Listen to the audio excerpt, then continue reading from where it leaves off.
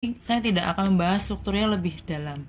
Kita mulai dari anatomi reproduksi. Kalian udah tahu bahwa ada os kokse dan os sakrum untuk membentuk panggul. Nah, dengan ini adalah batas dari pintu atas panggul. Pintu atas panggul itu ada promontorium, ada ala osis sacri, ada linea terminalis dan pinggir atas dari os pubis. Nah, linea terminalis itu terbagi dari dua linea, yaitu linea arcuata. Ini ada linea arcuata dan ini ada linea iliopectineal. Nah, dan untuk itu pintu atas panggul. Sedangkan pintu bawah panggul itu dibentuk oleh dua buah trigonum urogenital dan trigonum analis. Penting untuk reproduksi adalah trigonum urogenital dengan batas pinggir lateralnya ada ramus ischiopubica dan puncaknya adalah simpisis pubis. Untuk panggul kita bagi menjadi, atau pelvis kita bagi menjadi dua, yaitu pelvis mayor dan pelvis minor. Pelvis mayor tuh ini adalah yang false, sedangkan pelvis minor adalah yang true. True pelvis atau yang ini penting untuk kelahiran atau untuk persalinan nanti.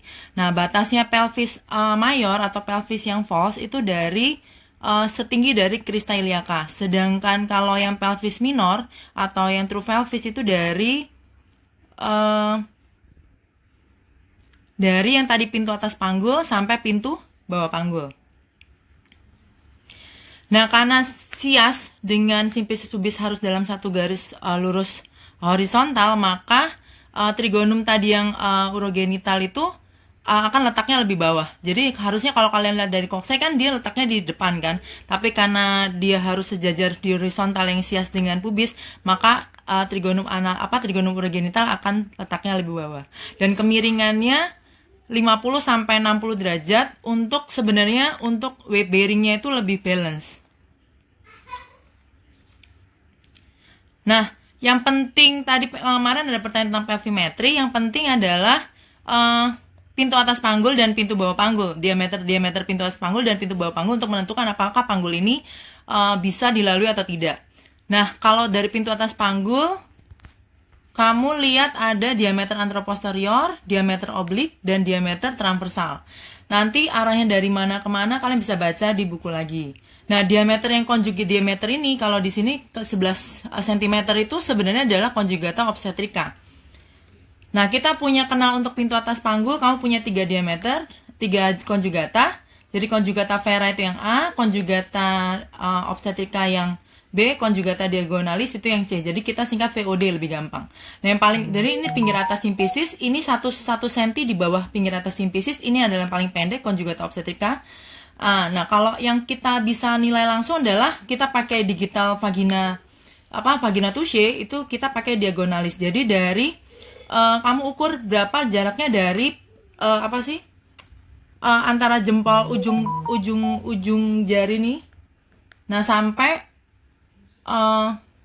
ujung dari tipnya yang jari tengah itu berapa senti. Berarti kalau misalnya sekitar 13 senti, berarti kamu biasanya 13 senti kamu kurangkan 1,5 untuk menentukan itu konjugata vera atau vera biasanya ya. Tapi yang paling penting kita pakai obstetrika karena dia yang paling sempit. Nah, untuk pelvis perempuan dan laki-laki atau panggul perempuan dan laki-laki, biasanya paling pentingnya adalah arkus pubisnya untuk melihat apa tulangnya itu ini tulang cowok atau tulang cewek gitu kan. Berarti kita pakai arkus pubisnya, dia harus sekitar sempit sekitar 70 cm, sedangkan ini 90 sampai 100. Nah, ini yang tadi saya bilang diagonalis untuk menentukan vera atau obstetrika dengan secara tidak langsung dengan konjugata diagonalis. Nah, ini diameter yang bisa diukur pakai jangka yang dari luar. Ini tidak terlalu penting karena ini untuk menentukan pelvis yang false atau yang pelvis mayor kan. Jadi tidak terlalu nah, yang penting ini pintu bawah panggul ya. Dari ini diameter anteroposterior yang anatomika, dari ujung sakrum sampai pinggir bawah simpisis. Nah, ini kita pakai tapi yang lebih pentingnya ini sih sebenarnya nih, yang ini tadi yang di bawah ini. Yang dari tuberosiadicum kanan kiri. Nah, itu pakai fish method. Jadi bisa aja jadi tangannya itu tangannya dimasukkan diukur, bukan dimasukkan secara langsung tapi diukur, dikepalkan, dimasukkan.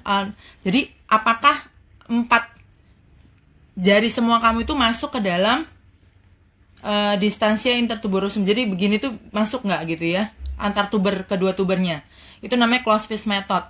Nah kalau misalnya lebih sempit, berarti kemungkinan besar kepala bayi tidak akan bisa keluar dari pintu bawah panggul. Nah, ini perbedaannya, kalian udah punya PPT-nya, nanti bisa dibaca. Nah, untuk organ reproduksi wanita, ada ovarium, ada tuba fallopi, ada uterus, ya kan, ada uterus, ada vagina, nanti ke bawah sampai genitalia eksterna yang kemarin sudah dibahas di urogenital. Di urologi, di blok urogenital.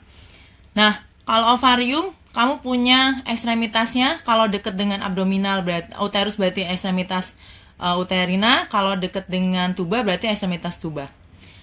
Nah, ovarium ini dibungkus oleh namanya mesovarium, selaputnya. Dia difiksasi oleh 2 ligamentum. Nah, pertama ligamentum ini namanya ligamentum suspensorium, isinya adalah vasa ovarica. Jadi ligamentum suspensorium itu isinya vasa ovarica dan ligamentum ovari proprii. Nah, nanti telur yang dibuai dari sini akan ditangkap oleh tuba, oleh fimbreni, ya kan? Terus akan mengalir melalui infundibulum, terus ampula, ini paling luasnya dari tuba adalah ampula. Terus ada ismus paling sempitnya. Sebenarnya paling sempitnya ada lagi nih pas uterinanya, paling sempit dari tuba. Jadi pas uterina, tuba uterina. Nah, jadi semua tuba ini akan dibungkus oleh selaput namanya mesosalping. Tadi kalau ovarium mesovarium, yang ini mesosalping. Nah, kalau udah sampai telur yang pembuahan biasanya dimulai pas kita di ampula. Kalau misalnya pembuahan atau fertilisasi sudah dimulai di sebelum di luar infundibulum, bisa jadi KET di abdominal. Tapi kalau pembuahannya sudah di sini terus nempel nidasi di sini, bisa jadi KET di tuba. Ya, jadi nidasi harus di uterus, tapi tidak boleh nidasi di daerah tuba karena akan bikin KET kalau di tuba. Nah, kalau pembuahan udah masuk, nah ini ada uterus, ada fundus, ada korpus, ada daerah serviks. Nah, ini rongganya dari uterus namanya cavum uteri. Ini adalah kanalis cervicis. Jadi jangan bedakan cavum uteri sama kanalis cervicis. Nah, bagian serviks itu dibagi 2. Yang kelihatan nonjol keluar vagina ini adalah vagina serviksnya vagina. Tapi kalau yang ini adalah cervix uteri yang pas vaginalis, ini yang supravaginalis. Jadi batasnya mana? Kamu lihat aja yang nonjol atau yang masih di dalamnya. Kalau dari ostium, ini yang nama ostium uterina. Dan kalau dari ostium uterina sampai sebelum menonjol keluar, berarti itu punya yang supravaginalis, ini yang vaginalis. Nah, pentingnya biasanya nih pakai IVA, biasa dicocolin di sini, atau pakai misalnya kamu pakai pap smear, ini yang dimasukkan daerah sekitar serviks ini, berarti ya. Dari vagina punya, di uterus, kalau uterus itu pelapisnya namanya mesovarium.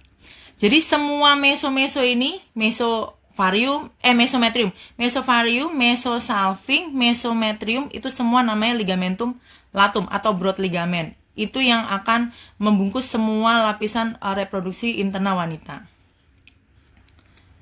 Nah, ini dari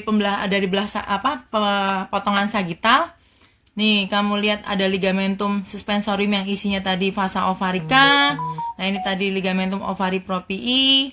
Ke depan ini sebenarnya ada ligamentum teres uteri. Jadi gubernaculum kalau pas urologi atau blok urogenital kemarin, ada gubernaculum di testis kan. Di ovari juga punya gubernaculum. Nah, gubernaculumnya itu ligamentum ovari proprii sama ligamentum teres uterinya. Nah, ada juga satu lagi yang memfiksasi si uterus, ligamentum uterosakral atau uterosakralis.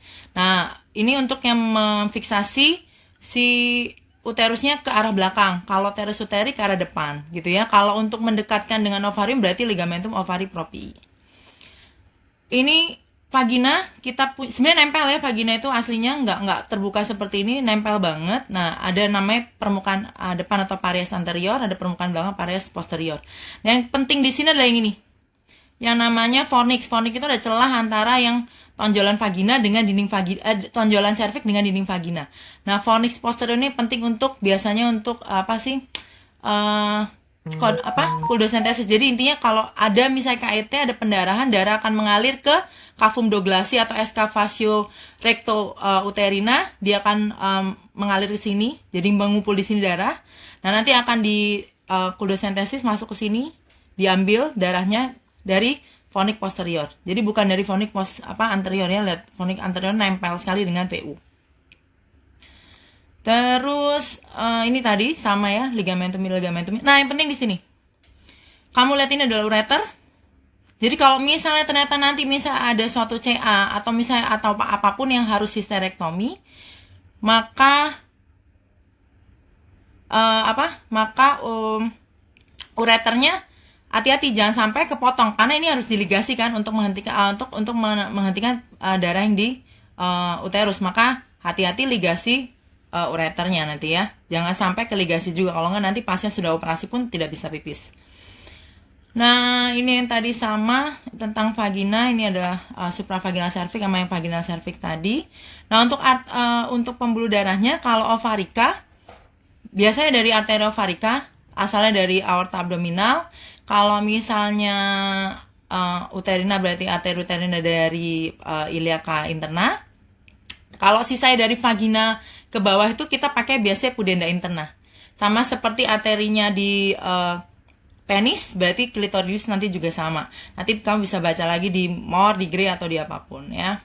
Untuk venanya kebaliknya sama, tapi untuk khusus vena ovarika yang sinistra, ingat baliknya bukan ke vena cava inferior, tapi ke vena renalis sinistra ya, baru ke vena cava.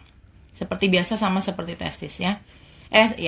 Ini yang penting di sini untuk kita adalah posisinya. Jadi kalau misalnya posisi dari sumbu vagina dengan sumbu uterus itu versi.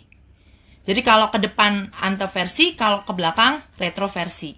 Tapi kalau dari sumbu uterusnya, uterus dengan cervix, jadi sumbu cervix dengan sumbu uterusnya, atau ini cervix berarti dengan uterusnya, itu namanya fleksi. Jadi kalau ke depan namanya antefleksi, kalau ke belakang namanya retrofleksi. Ini untuk apa? Untuk penting untuk pas bimanual. Nanti pemeriksaan bimanual. Kamu harus melihat apakah ini ante atau retroversi. Terus ini arteri uterina yang tadi asal dari iliaca interna, dia itu sebenarnya tadi kalau misalnya ovarium dari suspensorium ovari ada vasa ovarika, kalau ini adalah ligamentum mekanot atau ligamentum transversal cervical, itu isinya adalah arteri uterina. Jadi ini ada ureter yang tadi saya bilang hati-hati kalau misalnya ini diligasi jangan sampai kepotong atau jangan sampai terikat. Nah, ini yang genitalia eksternanya udah di urogenital, jadi yang urogenital lebih nyaman. Kalau misalnya yang belum urogenital nanti dibaca, nanti kalau misalnya ada apa-apa nanti karena ini lebih simple, lebih nggak ada maksudnya nggak terlalu banyak pengaruhnya. Nah, ini tadi arterinya saya udah jelaskan ya, rata-rata semua kalau arteri ovarikanya atau vasa ovarikanya dari aorta abdominal, kalau venanya nanti yang sebelah kiri akan balik ke vena renalis sinistra, kalau misalnya kanan akan balik ke langsung ke vena cava inferior. Tapi kalau misalnya ini dari uterus berarti jadi arteri uterina dari pudenda dari iliaca interna. Tapi kalau dari vagina kamu lihat ini udah ada cabang-cabangnya dari pudenda interna. Nah, ini tadi sama. Nah, semuanya ujungnya sebenarnya nanti pasti ke limfonodulus yang lumbal. Tapi kamu mesti tahu bahwa misalnya kalau misalnya corpus uterus dia punyanya iliaca interna. Tapi kalau misalnya cervix dan kawan-kawan biasanya iliaca eksterna. Ini bisa dibaca ada PPT-nya. Kalau sarafnya plexusnya sesuai nama sebenarnya. Kalau ovarika dari plexus ovarika. Kalau misalnya uterus dari plexus pelvica gitu ya. Kalau misalnya vagina, nah khusus untuk vagina dan kawan-kawan biasanya kita pakai dari pudenda, nervus pudendal ya.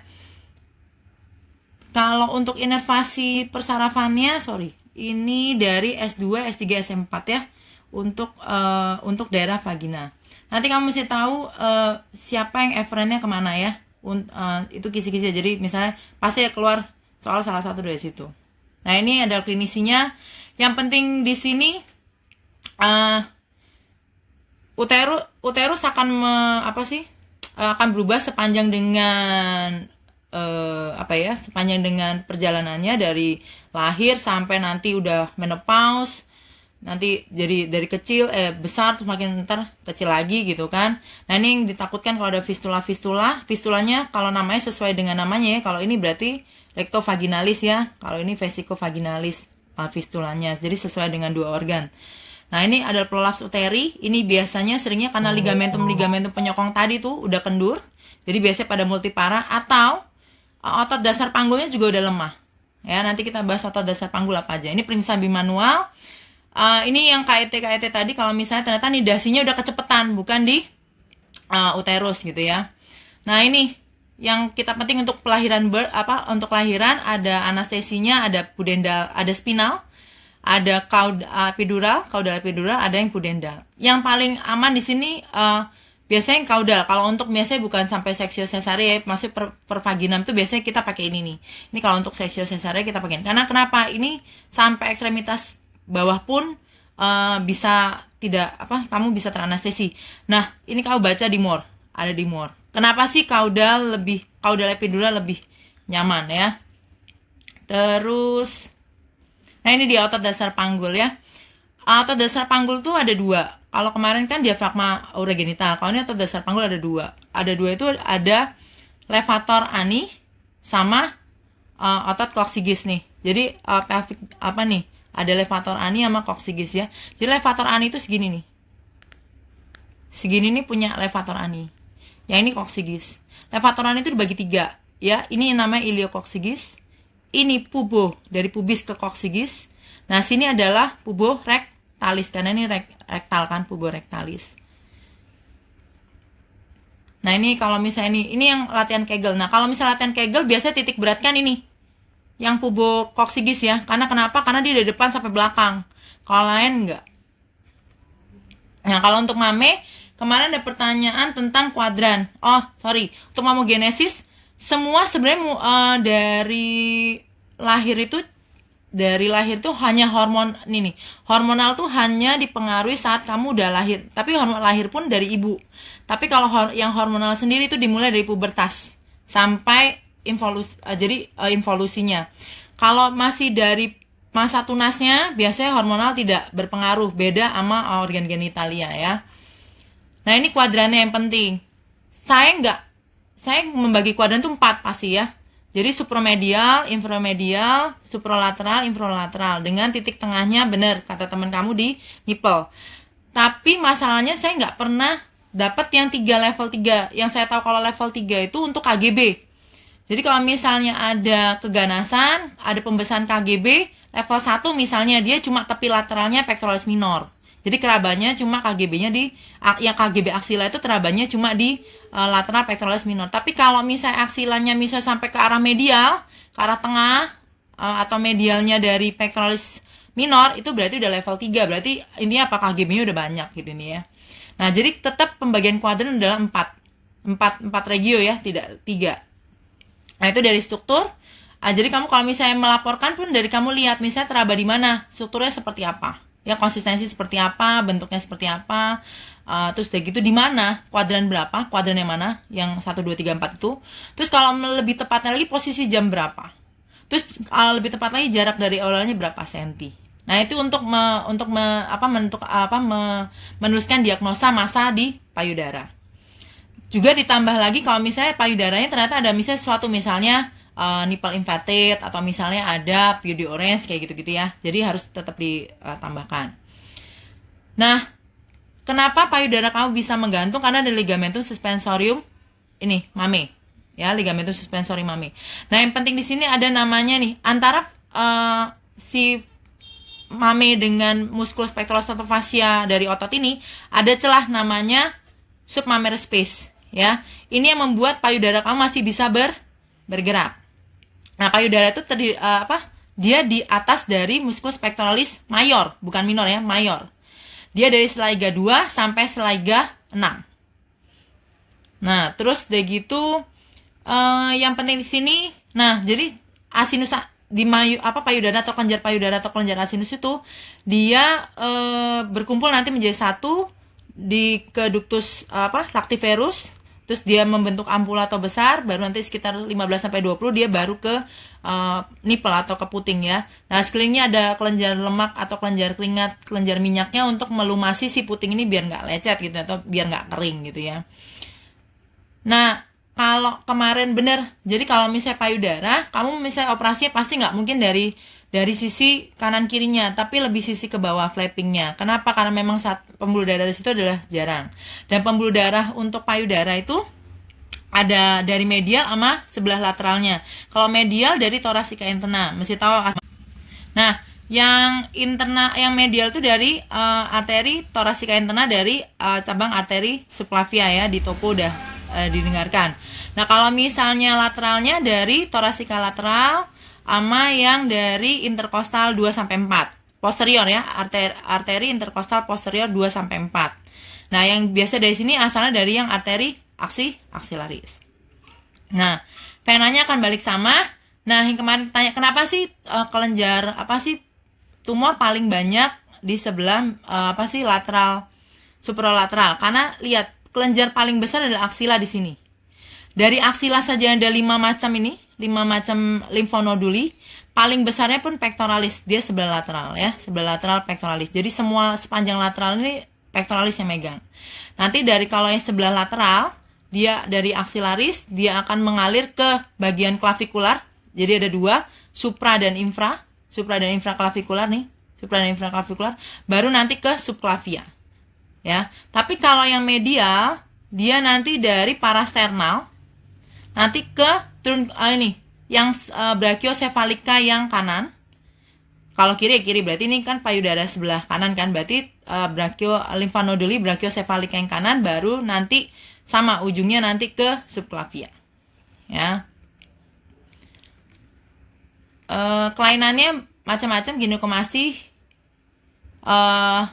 hipomasti, hipermasti, dan kawan-kawan. Bedanya apa sih? Kalau pokoknya kamu ketemu masti itu berarti kelenjarnya banyak. Kalau telia itu berarti putingnya. Jadi belum tentu payudara yang misalnya ada kelenjar, misalnya gini, putingnya banyak tapi belum tentu kelenjarnya ada. Jadi mungkin cuma putingnya saja ya. Ini yang kalau misalnya ada kelainan, kalau misalnya inverted, ada piudiurens, ada yang macam-macam, ada bentuknya deformitas banget ya, nggak bagus gitu ini ya. Nah, ini rigi puting ini dari awal sampai akhir, dari aksila sampai inguinal. Biasanya hilang, cuma daerah pektoral yang akan bertahan. Jadi kalau misalnya masih bertahan, berarti ya itu nanti akan terjadi politelia dan polimastia. Dah, sampai sini.